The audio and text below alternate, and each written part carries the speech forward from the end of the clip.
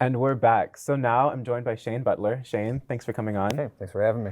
Okay, so Shane, from what I understand, you served some time in the military. I did, yes. So can you tell me a little bit about that stuff? Like, I don't know, where'd you go? How long were you deployed? Where were you deployed? What did you do? Just like, Yeah. Well, let's see. I was 18 years old, just finishing up high school, wow. Okay. and kind of was faced with a couple choices growing up. It was one of those things where you either, in my small town, you stayed and worked, and you kind of just stayed and worked for the rest of your life. You went to college, you kind of did something with yourself. Yeah. And I chose a third option, which was join the military. What small town was this? So I grew up in Othello, Washington, which is about an hour and a half Oh, from okay. here, kind of centralized in eastern Washington. So, not a whole lot to do. Either you're a farmer or you work in some of the production factories. Or, Really? yeah, you kind of work out of town or something. So I just decided, there's not a lot of people that do it. I have some family heritage of, grandfathers, uncles, people that served in the military, mostly the Navy. I decided to break that habit. And I joined the Army, was 19 officially when I joined. Yeah. So I basically joined right out of high school. And so spent 6 years in, was all over the place, spent a lot of time in all kinds of different places in the country, Virginia, Kentucky, Georgia, Utah. I mean, I was everywhere. And then my last year in the service was my deployment to Iraq. So I spent a year overseas in the Interesting, yeah. combat zone, yeah.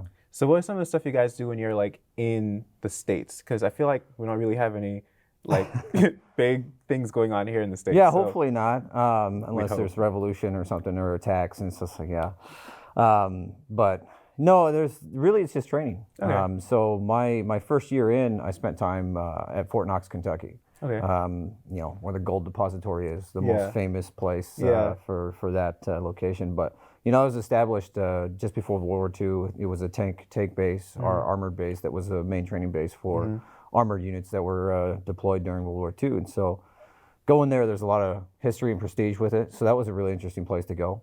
It was actually kind of exciting to be able to see the depository the first time. Yeah. I drove in. When I graduated, my mom came down and we snuck over kind of close to it just to take a couple pictures, but it's kind of dangerous. 'Cause Yeah. you're like, there's some serious armed security over there. You don't want to mess around with those people. So. What's funny is whenever I hear about Fort Knox, I only can think of like cartoons or like, I don't know, like Scooby-Doo when they used to have like episodes and it's just like a big gold plated thing, whatever. Yeah. I never heard about the historical part behind like the war stuff, like the tanks and stuff like that. I never heard about any of that. Yeah, no, it's there's a lot of history with a lot of the military bases that are used back east. Each one was used or was established or built at a certain time that has a lot of history. So there's a lot of cool stuff once you actually get into it and start to see it for yourself. Yeah. That's cool. Okay, so I know we hear a lot about the rougher parts of being in the Army. So what's the like one really good story you have? Like one or two really good stories? Oh man, I have a lot of good stories, to be honest. Okay. That's good. Even when I was deployed, there was a good group of guys that I was with, and we were pretty close knit. There was a few of us that we spent a lot of time together, not just working, obviously, but when you're off duty, and you're kind of never off duty when you're deployed, but you kind of have your free time. Yeah. And when guys are willing to kind of just hang out with each other during their free time, it's you start to create a bond, and you start to realize like, hey, we're pretty close, and we really have a lot of respect for each other. And so as we kind of grew closer over the time that we were there, we started doing fun stuff together. We started doing stupid things. One of my favorite memories was when we got to our second duty location in Iraq. We were in a really small compound outside of the main operating base that we were supporting. And there were some people who had left like some sports equipment there. Some of it was some golf clubs and some golf balls. And the compound itself, we live in between 30-foot concrete walls that are stacked up next to each other. Okay. And so what we started doing was we'd put our body armor on our helmets, and we'd take turns swinging golf balls off the concrete walls, and just for fun, just to hit each other and all that kinds of stuff. So, it was just kind of nonsense that we just did to kind of blow some time away and just have some fun. But we would do that, and we had some pictures, and those are still some of the best pictures that I took. Yeah. A bunch of us are hunkered down in some like little storage shipping box, and one guy's just hitting. Yeah, it was fun. But the other good memory that I have from my deployment was the first 2.5 months that we were there in country. I was on night shift, so I worked midnight until noon every day. And it like was just straight? Yeah, it was about a 12-hour shift. Most of the time I worked 14 to 16 hours. So 7 days a week.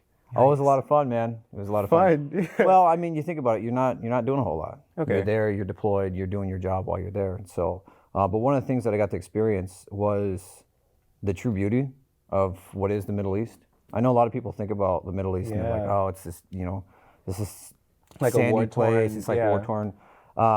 We were at a base that was close to what is known as the Ziggurat of Ur, and I'm not sure if I'm saying that correctly. I believe I am. If you know better, let us know. Yeah, but it would be the supposed birthplace of Abraham, and so they built a Ziggurat there.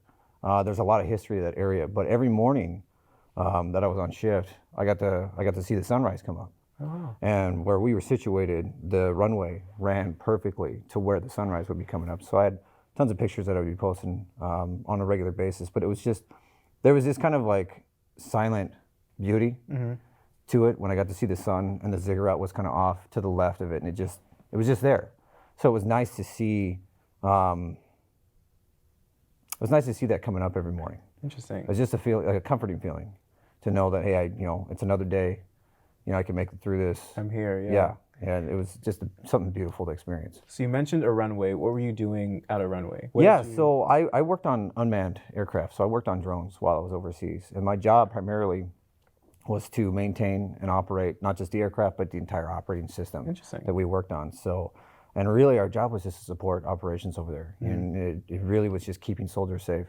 Okay. So when people were out doing convoys and whatever else, we were making sure that they had somebody watching over them. Yeah. To make sure that they were still doing okay. I feel it. Yeah. Okay, last question before we wrap up. Everyone has a dream when they're younger. Was your dream, what was your dream? Like, if you remember what it was from back then. I actually do remember exactly what I wanted to do when I was a kid. I always had a desire to be an architect. Really? I grew up scratching little outlines of houses, like, oh, the bedroom would be here and this is how it would be the layout. And so then I started getting graph paper as I got a little older and started doing that stuff. And I always just had this fantasy about wanting to be an architect when I was growing up. But the other one was being in the military. Okay. And maybe I watched too many John Wayne movies, Hogan's Heroes or something growing up. But I always had that desire to serve. And so from there, I've taken that into a passion of what I do now, and that's serving people in the community and serving veterans in any way possible. So, which would be why I'm a theology major, have been a theology major here on campus. Okay. So, yeah. That's good. But that's a story for another time, probably. Another time, another episode. Yeah. Oh, man. Okay, so, wow. Mind-blowing. Well, thank you so much for coming on. Thanks for having me. I appreciate the conversation. There's a lot of history into going into military that we don't really notice at times, but that's for another time. Thank you all for joining us. We will see you next time.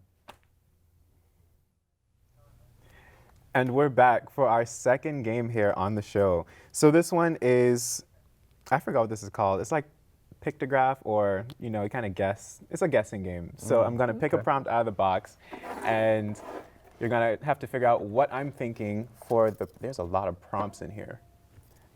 Okay, I think this one should have been for Shane. When I joined the military, I did not expect to wake up in the middle of the night to blank. I'll read that again. When I joined the military, I did not expect to wake up in the middle of the night to... Oh man, I have so many options here. Putting my mind into a civilian, let's think.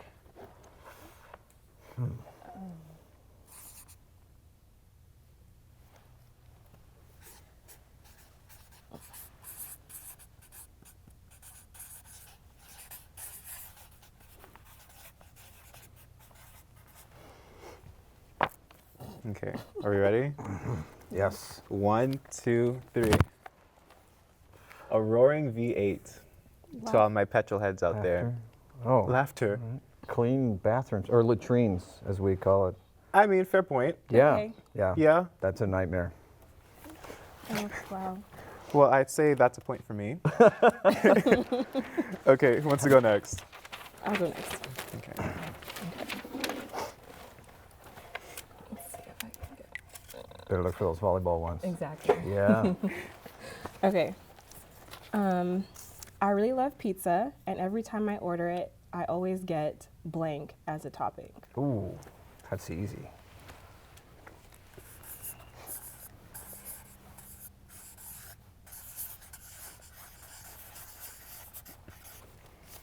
I think I nailed this one. I don't know. You ready? Yep. Okay, 1, 2, 3. Beach sand. Olive. All right, so where did you come up with that Yeah. I mean, the one before we were talking about, beach volleyball, so maybe she carried the beachy theme. On pizza. I don't pizza, know what though. you like. one? I feel like that would be kind of hard to digest. Yeah. Yeah. It'll be crunchy though, just like the crust. Not So I was too thinking maybe appetizing. like it was either this pineapple or like Canadian turkey bacon. Mm-hmm. Yeah. I just don't believe in warm fruit on pizza. Though. Oh, okay. I mean, respect that. I yeah, feel the same. I can understand. Okay. All right, let's give this a shot. I just saw a volleyball one in there, so I'm going to avoid that one. Okay, I went for a run this morning, and it was so cold that I blank. I know what I would do in this situation.